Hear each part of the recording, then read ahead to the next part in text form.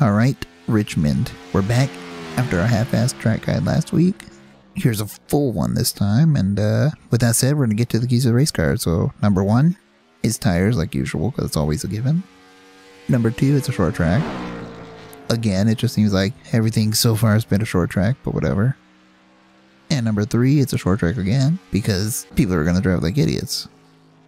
And the weather seems to want to start right where you see now, like sunset or dusk to end of the nighttime. So it's going to do a little bit of a transition. So that's going to actually be a first for me this year. So that's going to be pretty cool.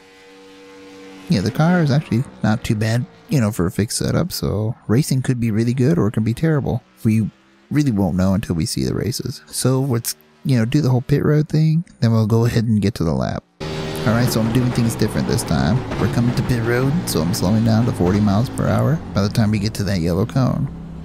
So we stay 40 miles per hour all the way down to the end of pit road. Pace car speed is 50 miles per hour, so if you want to keep tabs on the pace car while you're fixing damage, you're more than likely bound to get. There you go.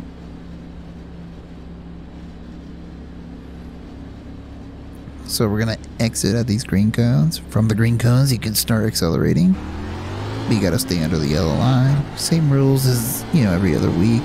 And exit at the blue line right there. So we'll go ahead and get to the lap. Alright, here we are about to take our lap. Fixed setup, regular default weather for this time of day. Which, you know, I picked sunset. I'm trying to keep up with VRS's weather, so everything's, you know, relatable, I guess. So, yeah, you can see the weather right there. Only change I made to the fixed setup was brake bias to around 63%. And that's about it. Nothing else, no changes. So what I'm going to do this time is play just a couple laps actually. You know, in a row, then I'll post the averages up, or the 10 laps that I ran, I'll post the lap times. And then we'll talk about the hot lap, so stick around for that. So let's see how this lap was done. As usual, you should be able to see the info there at the bottom left. And let's do it.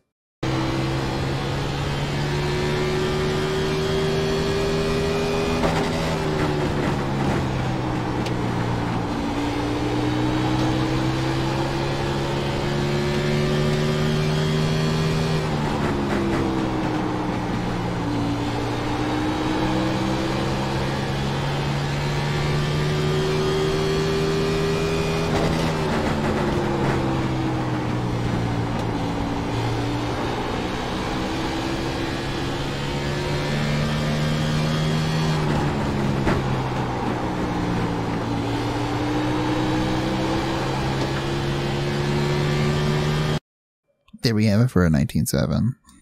So let's go back to the beginning here. And you can see, you know, the laps that I ran right there on screen. And that's just to give you a reference for, you know, multiple laps. So we're going to make our way into 1. Now I'm going to slow-mo it to see where I'm at, because even I don't know where I'm braking. We're hitting the limiter, by the way, because the gear's too short. You know, really smacking it. So I'm braking right around this caution light, probably a car length before it. Pretty hard just to get it slowed down initially. Hit on trail braking, and the more I turn in, the less brake I use. So we're doing that whole string attached to the brake pedal thing. So right here, we're letting it roll. Once you feel it turn back down, you can go ahead and pretty much stomp on it, to be honest. On the first lap. Right against this yellow line. If you go below it, you'll probably kill yourself. So that's something to look out for. So we're going to make our way into 3, which is a little bit trickier because I can't even see where I'm braking. So we'll take a look at the meter right there. We're doing the same thing, turning down, braking. The more we turn down, the less we brake. Letting it roll at this point. It's a little bit quicker of a corner, so yeah. You can be able to get to the gas right here. Right on the yellow line again, and you're going to want to do that and power off. And that was what pretty much gave me the time. And it does get a little bit trickier. You know, every lap that you run, the exit of 4 seems to want to get a little tight and then breaks loose. So yeah, anyways, the fixed setup is actually not bad. Not a bad setup this week, but, you know, it's not going to be perfect. Alright, so that's the end of this track guide. Hopefully it helps some people out. We'll be back to the next race that I'm going to do, which should be Dover. Next race is Talladega, but I'm skipping that, so yeah, no guide for that. Just Dover. We'll be back. Anyways, sim racing Chewy side.